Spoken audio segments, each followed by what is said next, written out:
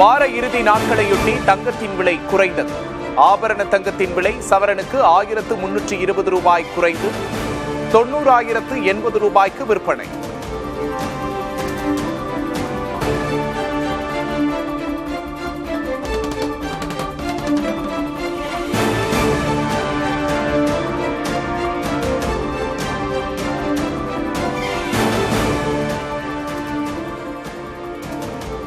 தொடர்ந்து புதிய உச்சத்திலேயே விற்பனையாகும் வெள்ளியின் விலை. சென்னையில் இன்று ஒரே நாளில் கிராமுக்கு 3 ரூபாய் உயர்ந்து 180 ரூபாய்க்கு விற்பனை.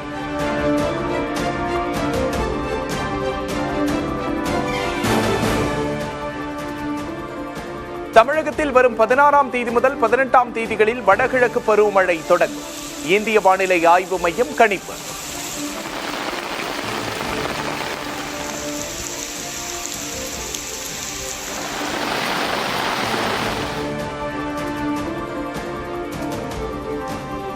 புதிய தலைமுறை அலுவலகத்திற்கு தொடர்ந்து 2வது முறையாக வெடிகுண்டு மிரட்டல். டிஜிபி அலுவலகத்திற்கு வந்த மிரட்டல் மெயிலை அடுத்து தீவிர சோதனை.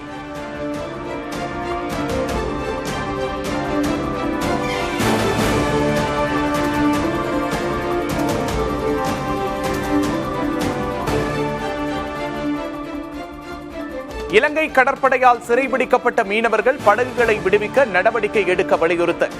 வெளியுறவுத்துறை அமைச்சர் ஜெய்சங்கருக்கு முதல்வர் ஸ்டாலின் கடிதம்.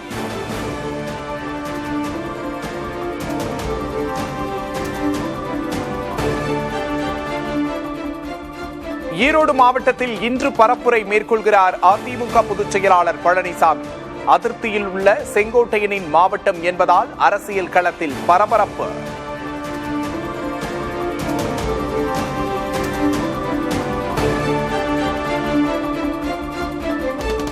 தவேக தலைவர் விஜய் கரூர் செல்ல டிஜிபியிடம் எதற்காக அனுமதி கேட்கிறார்கள்? கரூர் மக்கள் பூதாகரமானவர்களா என தமிழக பாஜக முன்னாள் தலைவர் அண்ணாமலை கேள்வி.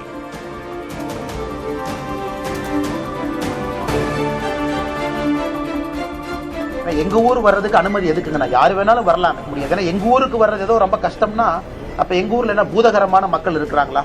நீங்க வந்தாவே நாங்க புடிச்சு பார்டர்ல சாப்பிடுற மாதிரி. அதனால் தயவு செஞ்சு எங்க ஊருக்கு வாங்க. யாரை பார்க்க வேண்டும் என்று நினைக்கின்றீர்களோ அந்த மக்களை பாருங்க. ரொம்ப அன்பானவர்.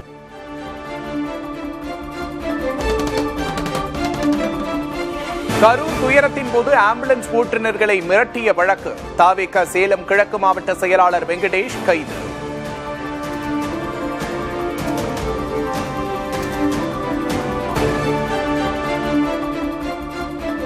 சேலம் அருகே இளநீர் வியாபாரியிடம் தங்க மோதிரம் பறித்த காவலர் உட்பட 4 பேர் கைது. காவலரை பணியிடை நீக்கம் செய்து உத்தரவு.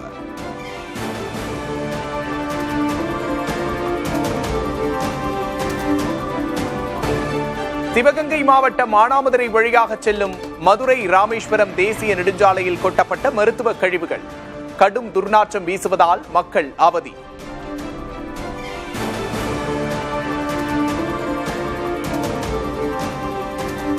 புதுச்சேரி மத்திய பல்கலைக்கழகத்தில் பாலியல் புகாருக்குள்ளான பேராசிரியர்கள் மீது நடவடிக்கை எடுக்க கோரி போராட்டம். நள்ளிரவில் மாணவ மாணவியரை வலுக்கட்டாயமாக கைது செய்தது காவல்துறை.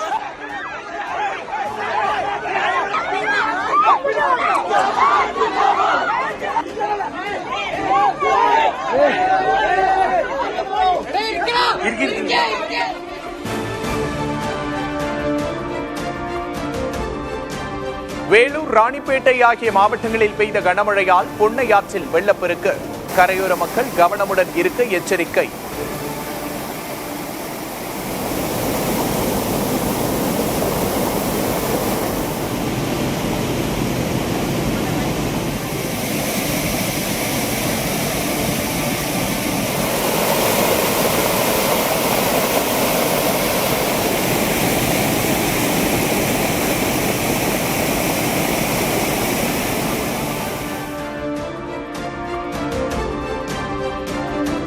வேலூர் மாநகர் கன்சால்பேட்டை பகுதியில் குடியிருப்புகளை சூழ்ந்த வெள்ளம். தேங்கி நிற்கும் தண்ணீரை விரைந்து வெளியேற்ற மக்கள் கோரிக்கை.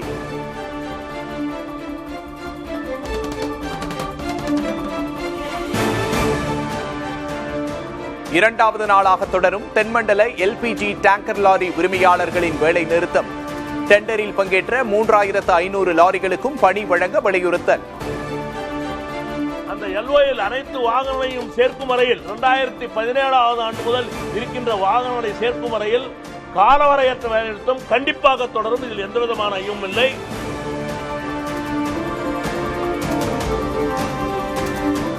அமெரிக்க அதிபர் டிரம்ப், இஸ்ரேல் பிரதமர் நேதன்யாகு ஆகியோரோடு பிரதமர் மோடி பேச்சு.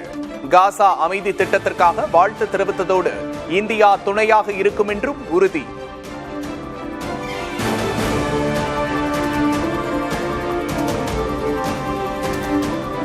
நெதன்யாகுவின் வலிமையான தலைமையால் காசாவில் நீடித்த அமைதி திரும்புவதாக பிரதமர் மோடி பாராட்டு. 20 மாதங்களாக இனப்படுகொலை செய்தவரை பாராட்டுவது வெட்கக்கேடானது, தகுதியற்றது என காங்கிரஸ் கண்டனம்.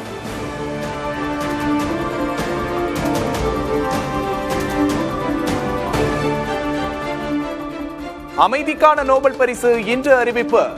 அமெரிக்க அதிபர் டிரம்புக்கு கிடைக்குமா?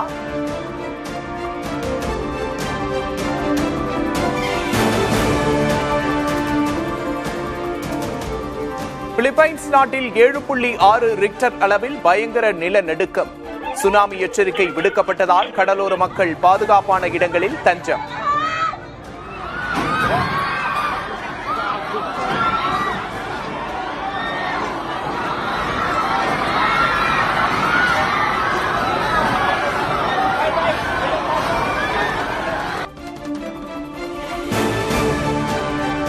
சீனாவில் 8 நாட்கள் விடுமுறை முடிந்து சொந்த ஊர் திரும்பிய மக்கள். ஒரே நேரத்தில் லட்சக்கணக்கானோர் பயணித்ததால் கடும் போக்குவரத்து நெரிசல்.